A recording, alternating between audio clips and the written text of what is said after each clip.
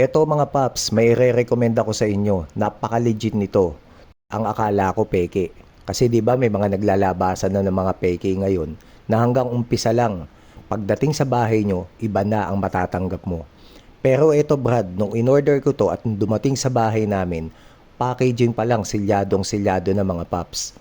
Nung binuksan ko siya, mararamdaman mo talaga na anti-scratch siya para sa may mga pusa dyan sa inyo sa bahay.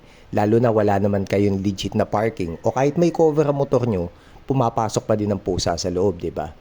So ito talagang garantisado. Ngayon mga paps, tinry ko to. Ililagay ko sa motor ko at binuhusan ko siya ng tubig. Talagang makikita mo na talagang nagre-repel sa kanya ang tubig. Nabili ko nga pala ito sa TikTok shop sa Accessories PH sa halagang 136 pesos plus shipping fee. Sulit na to mga paps.